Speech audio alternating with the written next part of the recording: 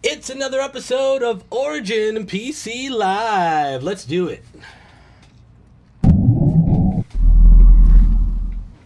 Friends, welcome to a very exciting episode of Origin PC Live. This is episode 26. I'm Alexis Roselle, community lead at Origin PC. Welcome to the show. I'm Kevin Washaleski, CEO of Origin PC. A quick recap for the new viewers of Origin PC Live. This is a show where we talk about the latest in gaming, geek news, what we're up to, and we chatted up with a special guest. This week's guest is Hugh Jeremy from Team Subnautica, Unknown Worlds Entertainment. Kevin. You can interact with us by posting in chat, making comments. Thanks for tuning in, everybody out there on Mixer, everybody on Facebook, everybody on Twitch. Later in the show, we're going to be announcing something. What are we going to be announcing?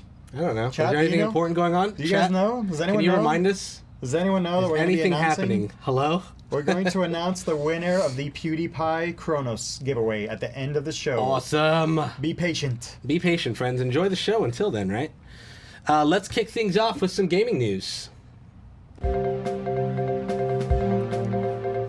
So our first story is about some PUBG news, mainly about their recent bans and anti-cheat implementations. BattleEye, the anti-cheat service powering PUBG, banned over 1 million cheaters in January, according to their Twitter account.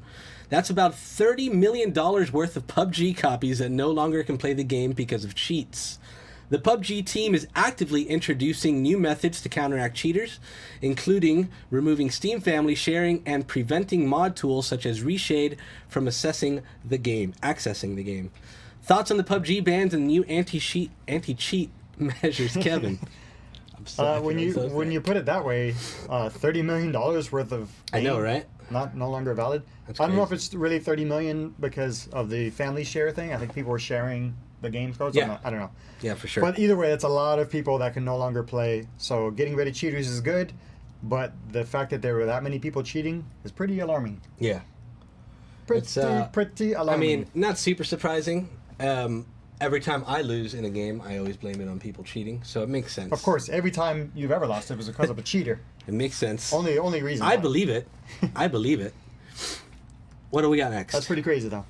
Coming up next, our next story is about a pre-Olympics event hosted by Intel in South Korea. It was the Intel Extreme Masters StarCraft 2 tournament. The finals came to a close earlier this week, and Sasha Scarlett H, I'm not going to pronounce her last name because I don't want to mess that up, but Scarlett from Canada pulled off a win, taking home the Intel Extreme Masters trophy. Huge congrats. Scarlett's win marks the first time a female player has won a major international LAN in StarCraft 2. So huge congrats. What do you think about all this, Alexis? That's pretty awesome. It's good to see a female winner. It's good to see the Intel Extreme Masters grow again. That's such an awesome tournament, and it just keeps growing and growing, and it looks super legit now. Did you watch it? I did not watch it. Unfortunately, I wasn't able to watch it live, but huge congrats again to the first female player with a major international win. And Intel Extreme Masters, like you said, is growing and growing. If you guys have not checked out the Intel Extreme Masters, you need to check this out. I think it's actually the most viewed, not this particular event, but Intel Extreme Masters in general is the most viewed sporting event in the world. And now they have a tie to the Olympics, so it's pretty crazy. That's awesome. Pretty crazy, yeah. Now for some Origin PC news. Earlier this week, TechRadar posted their review of our new Millennium desktop and gave our PC 4.5 stars out of 5. Here's what they had to say. Origin delivers completely with a PC that can be built to order with all the components you wish in a clean case that's also easy to upgrade. Thank you for the kind words and the high score, TechRadar. What do you think about this recent review, Kev? It's awesome. You know, we always love getting reviewed by anyone, and I sound like a broken record. I say this every time, so I'll try to be more specific. Really nice. I'll be more specific though. TechRadar giving the new Millennium 4.5 stars out of 5. That's an almost perfect score. It's pretty amazing. Our new Millennium desktop was unveiled 1 month ago only, and it's already received numerous awards. So check it out. It's our new Millennium. Has a tempered glass side panel. Has extreme overclocking and benchmark scores. TechRadar loves it, and other people love it too, so check it out. That's pretty awesome. Now to kick off our geek news. Kicking off our geek news is the Super Bowl for geeks. Sort of. Not the game itself, but all the trailers and ads and surprises that came along with the Super Bowl and that week following it. Near the end of the Super Bowl, you guys probably saw it, Netflix suddenly announced and released Cloverfield Paradox, another entry into the Cloverfield series. Marks the first time a big budget movie was suddenly sprung on audiences for immediate streaming. Well done, Netflix. This week we also got to see tons of new trailers. Untitled Deadpool sequel, which I haven't seen yet. I haven't seen that trailer. The Han Solo movie looks amazing. Avengers Infinity War, Westworld Season 2, little teaser, and Venom. What do you think about all this, Kuzi? That was pretty crazy. There was a lot. The Cloverfield Paradox just suddenly releasing was a total surprise to me. I went on Netflix and I just saw the trailer playing and I'm like, oh, what's this? When does it come out? It's like, it's available now. I'm like, Now. What? I thought it was one of the older Cloverfield movies that I hadn't seen yet, but it was a new one. I watched it. It was pretty cool. Little confusing at times, but it was good. And all the other trailers that came out were amazing. I'm super excited. We've been talking about the movies upcoming this year, and they're all going to be really, really good ones. I'm very excited to be a moviegoer again this year because I was kind of out of it last year. So I didn't check out the full Solo trailer. I saw the teaser trailer during the Super Bowl. I normally don't watch the Star Wars trailers, but this one I had to take a peek, and wow, it looks amazing. Yeah, it looked really good. So our final geek news story is about news about even more Star Wars movies. Earlier this week, it was announced that Game of Thrones creators David Benioff and D.B. Weiss will be writing and producing a new series of Star Wars movies. These new movies will be unrelated to the episodic Skywalker saga and Rian Johnson's new Star Wars trilogy. This now marks at least 8 or so upcoming Star Wars movies, including the Han Solo movie, Episode 9, the rumored Obi-Wan movie, and the previously mentioned Rian Johnson trilogy. Thoughts on these new Star Wars movies, Kevin? I'm super excited. I don't watch Game of Thrones. Don't kill me, don't at me, but I don't watch that show. But I do know it's an amazing show, and have the creators work on Star Wars. I can't wait. I know. I'm super excited. More Star Wars is always good, right? So we're just going to get a bunch of new Star Wars movies. It's cool that they're kind of going to veer away from what we're used to, because you get to see the other side of the galaxy, so to speak, and see what else happens. I'm excited. Yeah, I was not a fan of The Last Jedi. Also, don't at me. But that being said, I'm looking forward to a change with these guys coming on. Yeah. It's cool. Coming up next, we have our recent releases, some games released this week. Special shout out to Blue Microphones for these incredible mics we use every week on the show. Every week they're stellar. They sound even better today. Sound even better. Kicking off recent releases is The Shadow of the Colossus remake for PS4. Nice. Oh my gosh, looks amazing. Explore a massive open world, take on massive... I didn't know it was an open world. Take on massive towering creatures in this remake of a PS2 classic. I have this on my to-do list. There's also improved performance, updates to the controls, and graphics. Same here. I never played it when it first came out because I didn't have a PlayStation back then. But I have a PlayStation now, and it's perfect timing. I get to play the remastered version. Wow, it looks awesome. I know, it looks amazing. I really can't wait to try this out. I hear it's super difficult, but very, very cool. I'm excited. I'll give it a whirl for sure.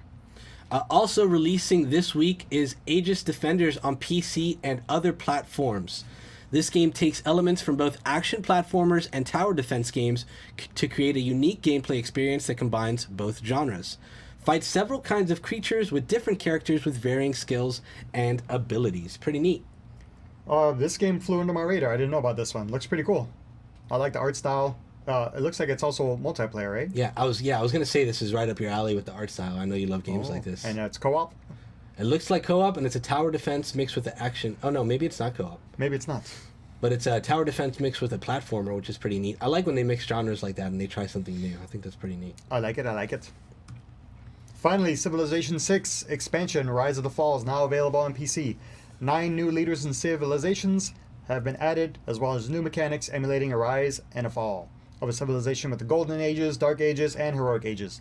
If your civilization can survive a Dark Age, you get access to Heroic Age, giving your civilization a needed boost. I had to say civilization a lot of times there, but I made it. I made it through. Civ 6, civilization. Talking about all the civilizations. That is awesome. Civ 6, another expansion. That game's bananas good. Let's move on to Blatant Plug of the Week. So our new monthly promo, which includes our new desktops, show your love for gaming. You get a free 256 gigabyte SSD, external, I believe. Yes, external SSD, among many digital copies of games, all with a purchase of select Origin PCs. So check that out. We got some live builds coming up next week. Friends, please tune in. Next week, February 13th at 3 p.m. EST, we will be building a new PC for Lamar Wilson, an awesome YouTube content creator. Please tune in and watch. It's going to be a ton of fun. Level Cap Gaming on February 14th, a Valentine's Day live build. Hopefully you guys will join me and be my Valentines on this lovely day while we build an awesome PC, an awesome new PC for our man Level Cap. Is there going to be chocolates? Ooh. Can someone order me chocolates and roses during the live build? I'd be very, very happy. Man vs. Game. Big welcome to Man vs. Game, to the Origin PC family. Newest member of the Origin PC family. Will be building his PC on February 15th, 2018. 3 p.m. EST. Make sure to tune in to all these live builds on twitch.tv/OriginPC, mixer.com/OriginPC, and facebook.com/OriginPC. Thank you so much. Super busy with the live builds next week. It's going to be pretty crazy. Thank you guys all that tuned into yesterday's live build. That was a ton of fun. We built just a random PC, and there was a ton of people here, so thank you guys for joining in and watching. I think that's up on YouTube already, maybe? We can't see Lewis's thumbs up anymore. We can't see we put up a new sound wall. We can't see our producer anymore. I told him, this is a funny side story, just to digress for a little bit. We can get his camera over there, and he could bring up just the standard Logitech software and put his face so just we can see it on this screen. That way he can at least give us the thumbs up and wave at us. Like, nope, yep. Or do it through the cut, whatever it might be. Yes, we need a producer cam. We need a producer cam. Up next, Eat, Sleep, Game, Repeat. Eat, Sleep, Game, Repeat, brought to you by the Origin PC Gear Shop, where you can purchase the coveted Eat, Sleep, Game, Repeat t-shirt. Alexis, what do you Eat, Sleep, Game, Repeating this week? So, I have returned to a game that I have played plenty, but I can't wait to play it some more. Terraria is back again in my library. I love Terraria. It's a lot of fun. It's a great co-op game. It's essentially a build survival platformer where you fight crazy bosses, you dig for crazy types of ore. There's each boss you defeat opens up a different stage where you get different types of ore to dig for, and that unlocks new armor and new creations, and they've added so much content to this game. It's bananas, the amount of content that they've added to this game. Each world is procedurally generated, so when you start a new game, the world is completely random to you. Nothing's ever the same twice. It's such a fun game. The graphics are really cool. The stuff that you can build is completely crazy. You can really get creative and insane with this. And the reason I'm playing it is because there has been an announcement that there's going to be a second Terraria coming out. So I wanted to refresh this one just to get as much out of it as I can before the new one comes out. When does part 2 come out? Do we know? No, nothing yet. So it was supposed to come out last year. Then they dropped dropped the developer, I believe. No, the developer stayed the same. They dropped the people that were going to put out the game. So they switched publishers, and now they're starting fresh. Let me ask you, is it a game where you save your progress, or Yes. it's a game where you play once and you're dead and it's over? No, you save your progress. Okay, Yeah. cool. Yeah. The That's stuff that you sorta can build like- is pretty bananas, too. It's nice. That's sort of like the game I'm playing. I'm playing this week Subnautica, open Oh. world exploration. Oh, I have to look away. Look away. Don't look at it. I don't want to watch the trailer. I don't like any spoilers. I've just started it. I'm only about 2 or 3 hours in. I'm loving every second of it. Total exploration. Building different things. The more you build, the more you open up different things, the more you can find new blueprints. Tons of exploration. It is super intense, because at any moment you can run out of oxygen, and you want to explore and you want to go deeper, but then you got to get to the surface. So I just found some really crazy stuff last night, by the way. Yeah, So I'm that's loving this not- game. Love the graphics. Love the audio. Can't wait to jump back in. I'm addicted to it. Sorry, I was typing to people on Mixer. Hello, Mixer friends. Subnautica is great. I played Subnautica a ton during early access. I haven't played it since it officially launched, so I'm excited to get back into it. But like I told you, I was talking to you about this. I have a terrible fear of the ocean. Like I've gone snorkeling, I've gone free diving. It's a lot of fun to do, but I get terrible anxiety once I'm down there. And even playing games where I'm exploring like the ocean and stuff, I freak out. If that game had co-op that I can play with a friend and have someone with me, I'd be so much happier. But I love it. It's so cool. Man, It's I beautiful. It looks beautiful. Like when you find different things and different fish and different sea life, it's amazing. We're gonna have one of the devs on the show later, so Yeah. we could poke him and ask him about co-op coming up. Maybe. So- Maybe he doesn't want to talk about it. I'm If sure he you're- gets asked that question a lot. I'm sure he doesn't want to talk about it. That's why I will ask. So if you're playing that game and somebody like dumps some water on you, you'd freak out. Yeah, probably. It's not so much the water, it's just the expanse of the ocean that scares me. You don't know what's going to pop out. You could be staring. It's just endless when you're down there and you're swimming around. You see a few little fish here and there. You're like, oh, that's cool. Where's the sharks? I know they're going to come from somewhere. They're out there somewhere. You literally know you're in an ocean where there's things that could kill you. At any How far away are they? You don't know. At any point. Up next, we got Check This Out. Big thank you to Elgato for providing the Stream Deck and the capture card in our streaming PC. Much love. And Check This Out, we talk about anything we've been checking out. This includes movies, TV, music, tech, gadgets, apps, software, etc. Kevin, what have you been checking out lately? And video games that we've purchased on eBay. So back in the day when I was a young buck growing up, Street Fighter 2 Turbo Edition on Super NES, that game has a special memory. I used to come home from school and play it with friends, and I specifically remember that it was $70. You know, we talk about games now being $60 or $30. It's a lot of money. This game was $70 back in the day, and That's I had crazy. to save up my lunch money. One day I was able to walk over to EB Games with my little $5 coupon and purchase it. So I have some Super NES games at home. I have like Madden 93, the old school Yeah. actual game. I have Legend of Zelda, the old school actual cartridge. And I realized, you know what, I don't have Street Fighter. So I went to eBay where you can find everything, and I purchased the original, still working, Street Fighter Bam! 2 Turbo. That's awesome. Super NES. Look at that. Look at that relic. Ooh. Yes, this is an Ancient. actual working cartridge. Wow. Back in the day when they made cartridges, which they do again now. Back in the day. Nintendo Switch. Yeah, Here it yeah. is. Actual cartridge. Look at that Super Nintendo cartridge. I did make one eBay newbie mistake, and I'm not even an eBay newbie, but I just made this mistake. I forgot to make sure the instructions were included. Oh, and they weren't? No instructions included. Dang. But hey, I got the game, the box, and it's a working game. That's awesome. So I love it. Like someone said in Mixer, Subnautica announced they wouldn't be making co-op due to the game's story being focused on single player. That makes sense. Makes perfect sense. That makes sense, but we should still poke them. So what am I watching? What am I checking out? So this is going to be like a huge shock to most of you, because I'm sure plenty of you have seen this already. I started watching Naruto on Netflix. I had been talked about this for ages when I was younger, and kids in my class were totally into this anime series. I never watched it. I never got into it. So now I'm watching it. Believe it. You better believe it. Believe it. Believe it. It's on Netflix, and they have everything. They have the newer series. They have all the movies. So I'm starting from the very beginning, and I'm getting into it. I think I'm on like episode 7 of season 1 of the very first.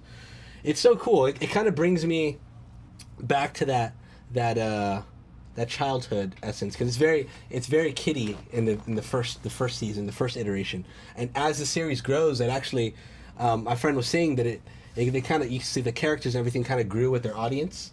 So when you were really young, as the movies, they get kind of darker and grittier, which is awesome. So I can't wait to see how it all ends, for sure. Speaking of Netflix, this is on Netflix you're watching it, right? Yes. Speaking of Netflix, little sidebar action. Altered Carbon. Have you seen Altered Carbon? I have. Ooh, we'll I talk saw about the that first next week. episode. Very, very Me cool. too. I've only seen the first episode. It was excellent, man. That Yeah. guy's awesome. That I like guy.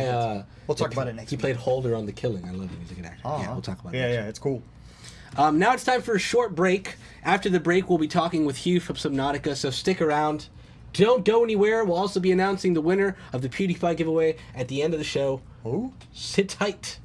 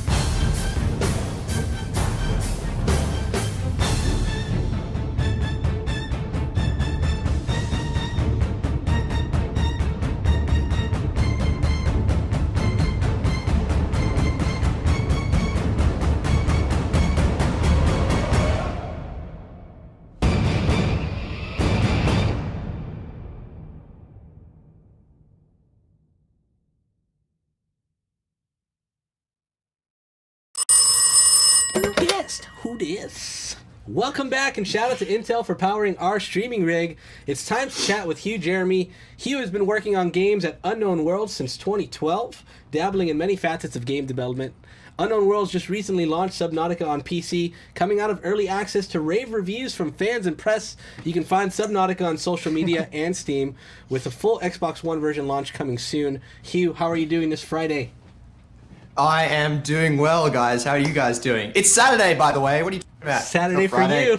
Oh man, happy Saturday. Happy Saturday to you, my friend. Thank you. Thank you for It's the taking morning. time. I'm looking sufficiently groggy to be broadcast on the internet in front of many people, so I'm feeling good.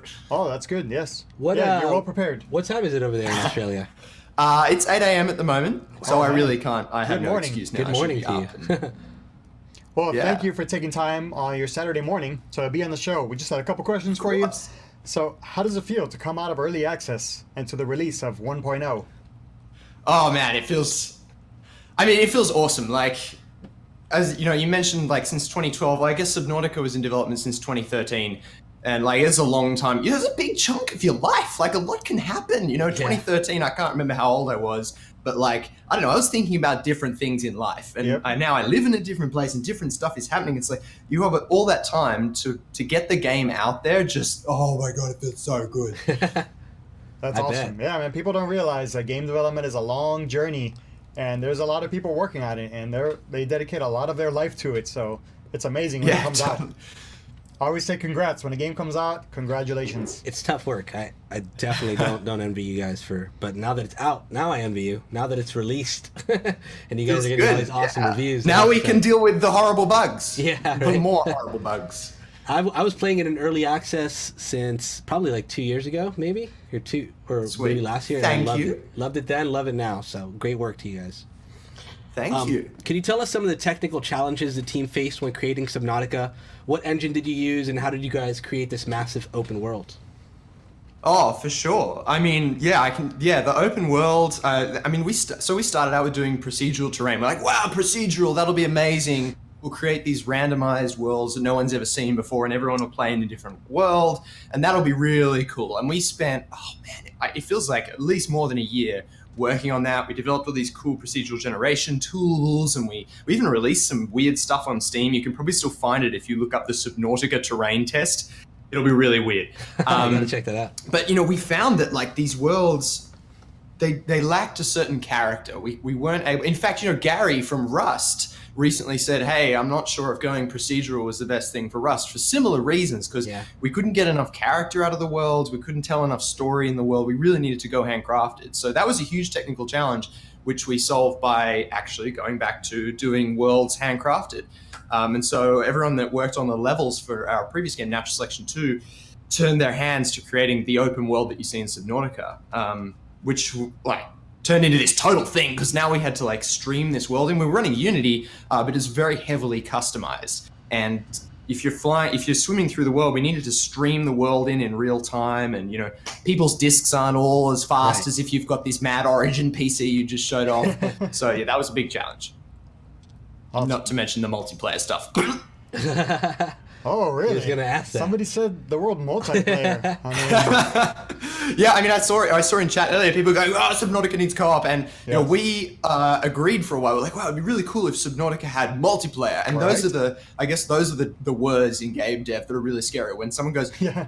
"Wouldn't it be cool if?" And you know, a lot of the programmers in the room go, No, it wouldn't be cool. No, that's not true. I mean, yeah, we were all like, "Oh, it'd be cool." So we did a bunch of tests, and at a very base technical level, adding multiplayer to Subnautica is just a total poo fight in the dark. Yeah. We started off making a single player game, and the game under the hood is just not prepared for the idea that there could be two people interacting with the world at once. For one thing, you know, the streaming tech we just talked about was not designed for that. The way that creatures interact with the player. For example, if you're away from the creatures, they basically kind of disappear from the world, but their state is saved, and getting that to work with multiple people. It's a poo fight, guys. One day we'd love to do some sort of multiplayer experience in the Subnautica universe. That'd be awesome. But it definitely won't be the Subnautica base game.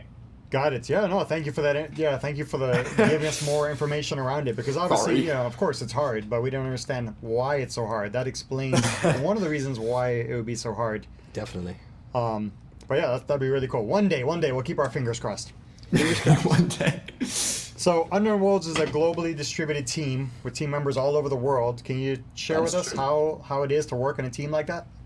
How that all works? Yeah, it's cool. I mean, as you probably heard, I'm in Australian time zone. I'm in Sydney. I'm in Australia right now. We have people all over the world: Austria, the United Kingdom, France, all over the United States, scattered around the globe. We have actually 3 people in Sydney right now and 1 in Melbourne. So spanning all time zones. And the obvious thing is, how do we actually communicate? And, it's the usual stuff. We use Discord, we use TeamSpeak, we use HipChat to communicate. But I guess I don't know what our secret sauce is to try and do it. But, we try to get FaceTime every year, twice a year. We try to get together in an exotic location. This year we went to Mexico, which was cool. Nice. And you get a bunch of nerdy game developers together, cool. Just chatting and talking game to try and keep, a bit of team, get to know each other because we work from home offices all the time. Do you have any underwater meetings? Do you have any underwater group meetings? We do not. We have quite a few scuba divers on the team. Charlie, the game director and co-founder, he's a mad scuba diver. So is Jessica. Awesome. But generally, I think a lot of us actually have fear of the ocean. I don't have fear of the ocean. I don't think. I mean, I don't know. But a lot of people on the team are like, whoa. That's what I was telling him earlier, that I get extreme anxiety even when playing Subnautica because it's so realistic and I get so immersed into it that when I turn a corner I can only play it for short spurts because it really gets my heart racing. But it's awesome. It's like an accidental horror game, right? Yeah, that's great though. I mean, it really. But oh god, we want to get Peggy 12 and everyone will be able to play the game and it'll be so chill and wonderful, and then really accidentally terrifying. What have we done? Think of the children. Think of the children. Man, it's scary. When that screen starts going dark, it's scary. I'm like, oh no, what did I do? I went too deep. Got too deep. Yeah. So Subnautica... We shouldn't have gone so deep. Yeah. Sorry. Subnautica has been a massive undertaking. How did you and the team benefit with the early access program on Steam? Oh, well, I mean, early access, I think early access can sometimes get a bad rap, right? You get games that maybe feel a little unfinished or whatever, and I just noticed my camera is ultra bright, so I'm going to turn that down. Sorry. And people go, I don't know. I feel like it's an awkward space to be in. But for us, it was actually life-saving. Unknown Worlds nearly went out of business. If it was not for early access, we would be...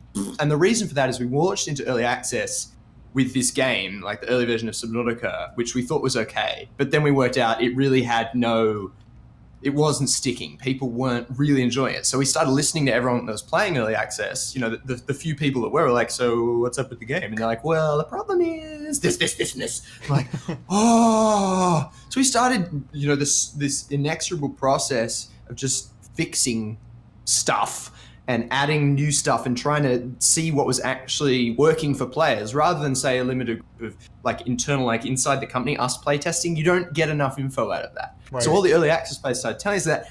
And eventually we started to have, thanks to all that feedback, by the way, at this point we're really running out of money, stuff is bad. We started to get people enjoying the game a little more, enough that some YouTubers started to play it naturally, and then we actually started to get some sales, and the company was saved! Wow. So, yeah, if it wasn't for the early access process, we wouldn't have been able to make Subnautica. It would be not happen. So, wow, that's crazy. Yeah, early access. Yeah, because it's a huge risk. It's a huge amount of investment to come out with a game. So, yeah, it's interesting to hear that throughout the development process, even though you guys had your schedule and your money and everything planned out, I'm sure you did. But as you're in the development about that, mate. as you're in the development process, it's like, oh man, we want to add more. We want to do this and that, and we need to keep paying people. Yeah. So thank goodness for early access to keep it alive. Yeah, because the early access, you're right, does get a bad rep. So it's and I'm one of the people that usually says I don't really like early access, but in this case, thank God, thank goodness it was able to work out because I love the game. Yeah. Yeah, it's totally. I mean, I think if a developer, is in that feedback loop with players playing in early access and responding to their concerns, then it's a really great thing. But you've got to get into that feedback loop, I suppose, and you've got to trust everyone playing the game when they're telling me that your product is hot garbage, and that's hard to hear. If you're a game developer, you're like, no, my game's awesome. You're just not playing it right. You didn't know what you're But doing. in reality, no. You know, we had a hot mess, and we slowly, thanks to all that feedback, managed to turn the game into something that people maybe enjoy and are terribly scared of. Yeah, definitely. You mentioned a bit earlier about YouTubers playing your game. Isn't that awesome, the space, how that's become, where a YouTuber can play your game or a big Twitch streamer, and suddenly you're like, where'd these spike in sales come from? You guys are scrambling to look around, and you see like some guy with tens of thousands of people watching him is playing Subnautica right now, and people are just clicking away. That's awesome. That's awesome for you guys. It's kind of scary because, like, I don't know, people, I guess, you know, people are always looking for that magic source of how do we get YouTubers to play our game, and you know, I don't know, we didn't do anything that was like, you know, we didn't pay anyone, we didn't really reach out to anyone. I don't know, some people say you need to do that. It is scary though, because people go, well, if we don't get a big YouTuber, we're going to go out of business. You know, that's a struggle a lot of indie game developers face. For sure. And like, I feel their pain because it came out of nowhere for us. I think we had Frankie on PC and Eat My Diction, and I'm going to offend someone by not mentioning them, but you know, that we had this sudden sales spike. So yeah. That's awesome. Yes. Has Lyric played it? Do we know? I don't know. If Lyric hasn't played it, we're gonna ask him to play it. He might. I think he might have. I think he might have. Pretty I know sure Co he Carnage. played it. I think I saw Co Carnage playing it the first time I ever saw Subnautica, and that's the one I picked up. Yeah. And Diction too. Diction, I saw him playing it as well. Kuzi has to play it too. I love I Diction played it so a Of ton. much. course, Kuzi played it. I played it a ton. So, how do you and the team feel about the reception, not only from YouTubers, but from the press, from fans, from press sites? Like, how do you feel about the reception? How does it feel to see people talking about it? Well, it's very gratifying. Like, I think the whole team, like, you know, a lot of people on the team really, I mean, the whole team poured their heart and souls into Subnautica. As I said, there were some close calls for the company. It was really like, oh, can we do this? To see some outlets coming out and going, wow, this is like a 9 out of 10 game. We're like, I was having tears in my eyes, my cry. It's amazing because I don't know. I think there can be a bit of imposter syndrome. Like, you know, our previous game, Natural Selection 2, we'd like to think it was pretty big. It felt pretty big to us. I think by sort of game industry standards, it wasn't massive. So you can feel like a bit of an imposter sometimes. You're like, oh, are we good enough to be doing this? Are we capable of creating a good game? So when people come out and go, my dudes, this is a 9 out of 10 game. Like, you've actually done quite well. And we see people really enjoying it and rating it highly on Steam. We're like, that actually, we could do it. And you get over some of that imposter syndrome, I suppose. And That's awesome. That explains the reaction right there. It was perfect. Yeah, exactly. Could you briefly explain how you got into game development? Yeah, that's a little weird. I guess if anyone out there is like wanting to get into game dev, maybe this little snippet can teach you that there is really no set path. Like, I was an accountant. Like, I did accounting, like debits and credits, auditing. And I know. then at 4 a.m. every day, I would wake up and do YouTube videos out of the game Natural Selection 2. So I would wake up at 4 a.m. because I was in Australia, and the team that I'm now part of, that I wasn't back then, like 2010, 2011, was in America. So I'd wake up at 4 a.m., play the game with them, put up YouTube videos. I'd get absolutely no views, like no views. But over time, I got some views, and eventually they were like, "Hey, dude, do you want to come and like work on the game with us?" And I'm like, "Oh my god, yeah, cool." I did, and that was the rest is history. So there is no set path, guys. Like, there can be weird ways to get into games. Absolutely, I agree with you there.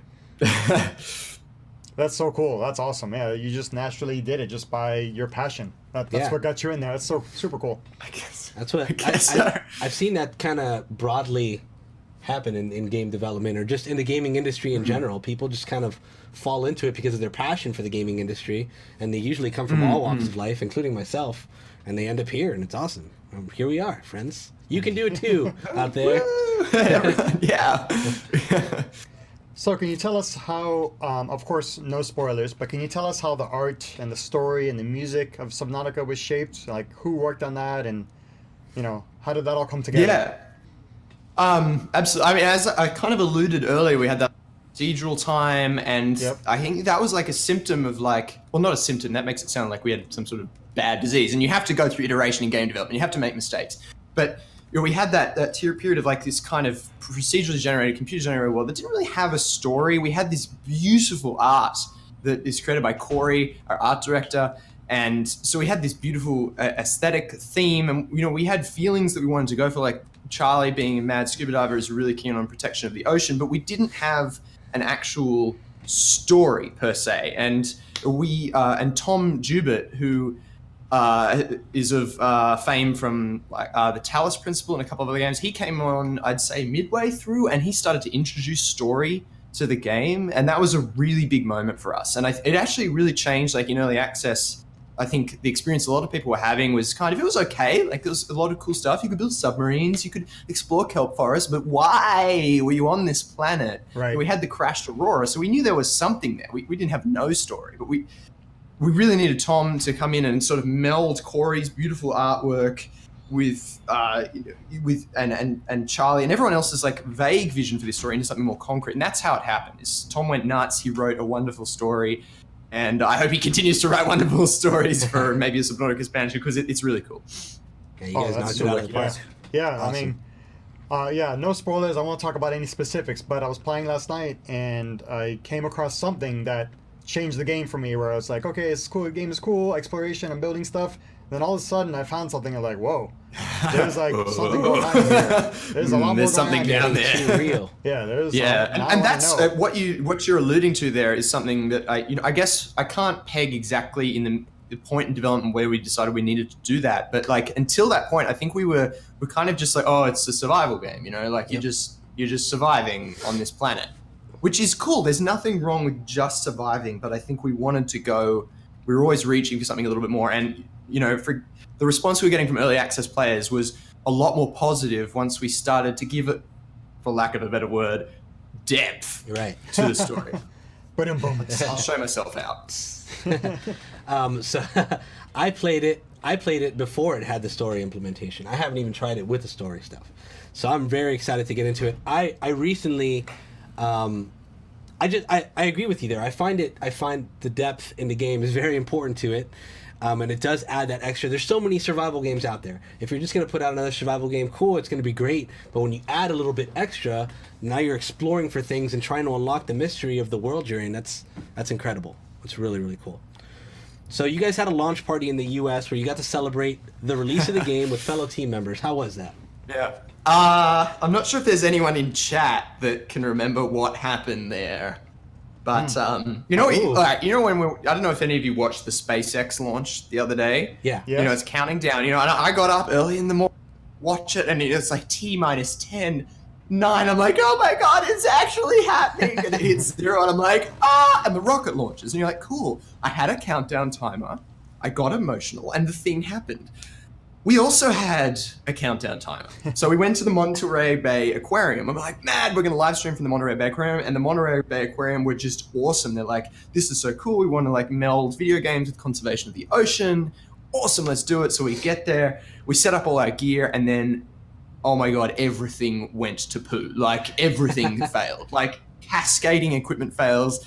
I mean, Lewis, your producer behind the scenes right now is probably chuckling to himself. Like, it just everything that could go wrong went wrong. And so the timer hit 0 on our stream, and then it started counting up. And I'd written that, it was a web page behind the scenes in OBS, and I'd written that, and like when I was writing it, I remember going, should I make the counter type like count up? Well, I guess so, because like we might be 2 seconds late with hitting the button, so it'll just it'll count up 2 seconds. It ended up counting up to like 27 minutes or something. So the meme is now like Subnautica devs releasing in +99999, and like even once we got the stream going, and we had like there was a lot of people. There was like 28,000 people watching at that moment when the clock was ticking up. I'm like.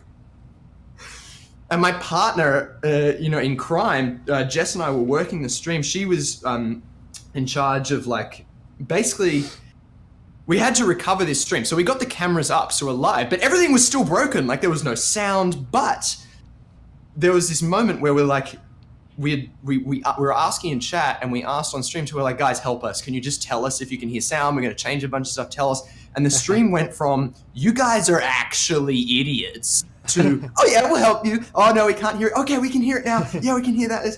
It was beautiful. It was like a metaphor for Subnautica's development, like almost critical failure to like getting up and then actually having a really awesome live stream party. thanks to the help from our community. The community, yeah, it's So- amazing. That's awesome. Oh, that's awesome. Yeah. Yeah, it was terrifying though. I don't recommend it. I'm pretty sure I nearly vomited. Yeah, I mean, there you are trying to do your, it's supposed to be a celebration, but then you guys are stressing because, oh my gosh, wait a minute, the stream's not working. Just Party on hold.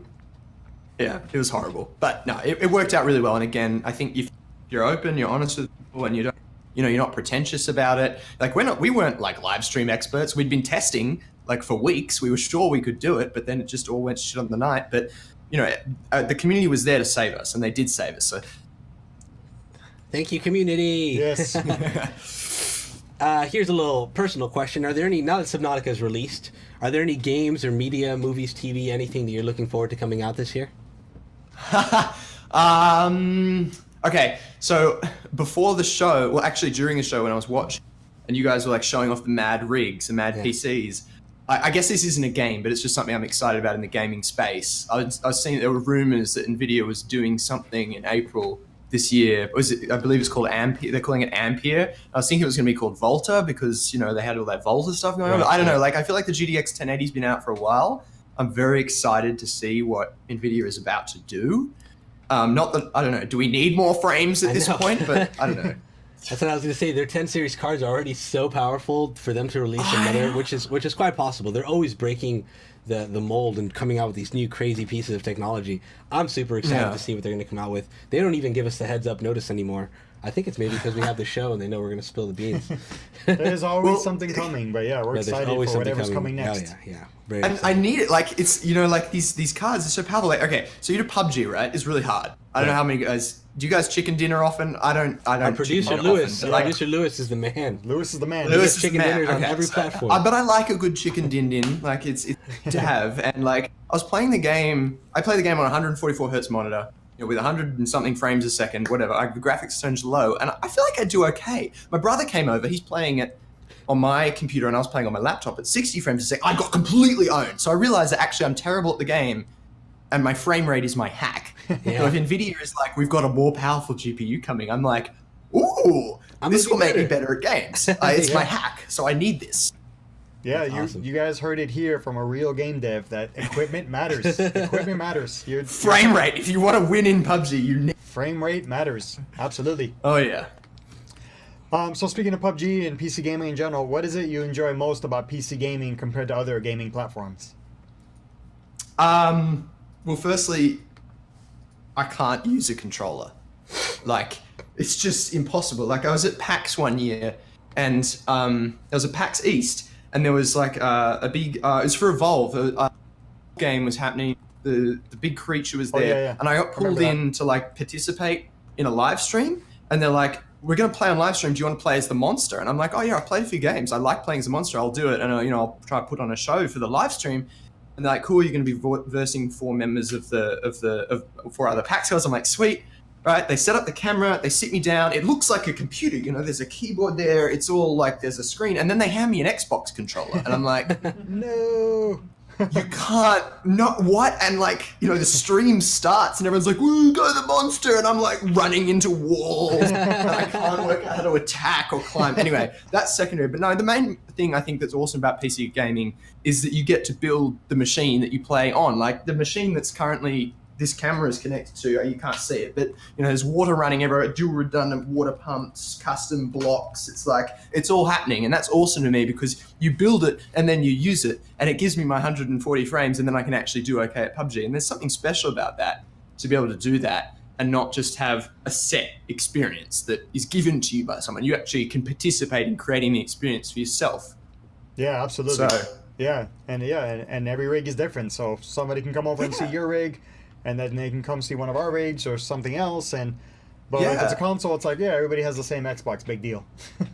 Right, Somebody and comes over to see your that Xbox, piece you guys were showing off just before I came on the show with all the hot swapping and the mad modularity, I think that is just fantastic. Like, especially like maybe, like I'm a bit of a sadomasochistic person to myself. I will like tinker with water spill. Like I blew up 2 GTX 780s a couple of years ago because like one of my water pipes burst and just, that was it. They were gone. They were fried. They were like charred, black. And I was like, oh my God, I can't afford this. But like, if you can create a case that has a bit of that modularity in and people can sort of swap. Like, I think that's really important. It's really cool. It's a really big part of PC gaming and why it's awesome. Yeah, awesome. Thank you. Yeah, we put a lot of development into it because of the fact that we're all PC enthusiasts. We've all built PCs in the past, so we try to make it as easy as possible to make that stuff happen. So it's awesome that the feedback's overall positive, even from Hugh.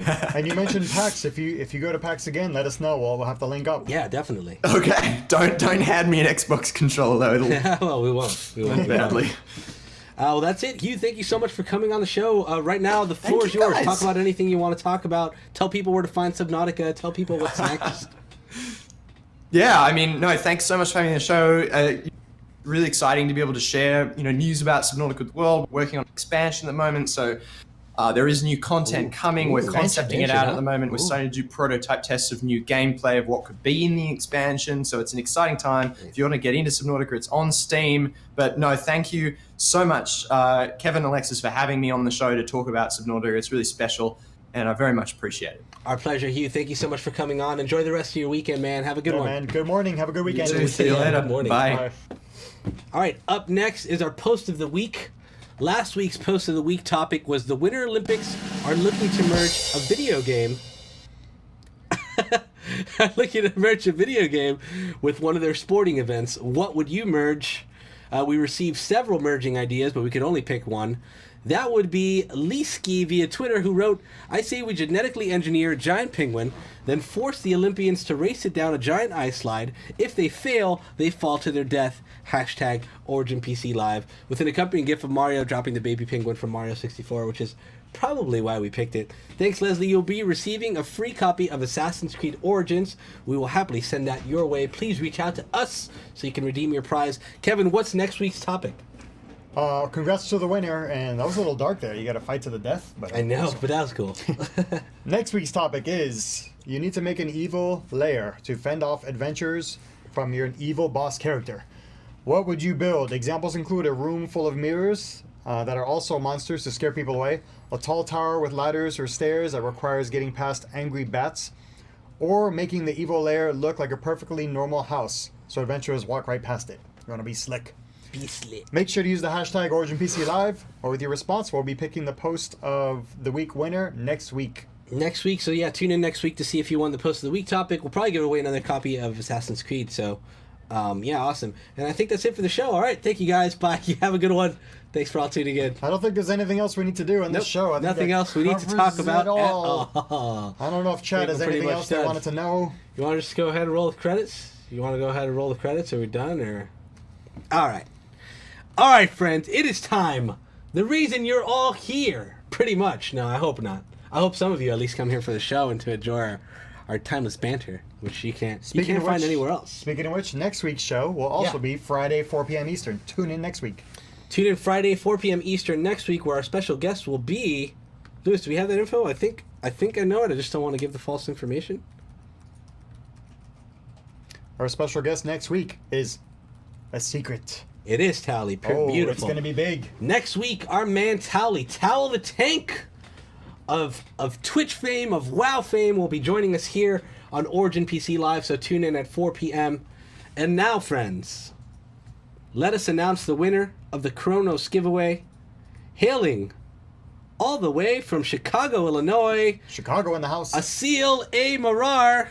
You will be receiving this CHRONOS with a 1080 Ti powered, kissed by PewDiePie himself. Thank you so much for participating. Thank you, everyone, for participating. You're all amazing human beings. So now we're going to reach out to Asil. He has 48 hours to respond. If he does not respond, we will repick the winner. So don't give up hope yet. And do not forget, next week we'll be launching a new worldwide giveaway for an entirely different CHRONOS. So there's plenty of chances to win here at Origin PC. So next week we're announcing another giveaway? Yes, that's going to be the one with Lyric. We already announced it, but we haven't announced the date yet. We're going to launch it next week? Do we know what day we're going to launch Possibly, it next week? it all depends on timing, yeah, so we don't know the Sometime exact next week, keep an eye on our social media. So many more to come. Is a seal in chat? This is our first from any of the worldwide giveaways we've done, and we've done like maybe 5 or 6. This is the first U.S. winner from the worldwide giveaways. Oh, U.S. finally wins one. U.S., yeah, we did it, boys. Olympics. Congratulations. Is a seal in chat? That'd be so awesome if you were here. If not, fantastic. Either way, we will reach out to you. But remember, many more giveaways to come. Our next Chronos giveaway is starting next week. So if you're already here, you already get to go. You already got like half the entries done. But stay tuned to our social media where we'll announce the next giveaway start. We love you guys. Have a fantastic weekend. Take care of yourselves. Thank you all for tuning in. You're amazing human beings. Mwah. Thanks for coming. See you next week.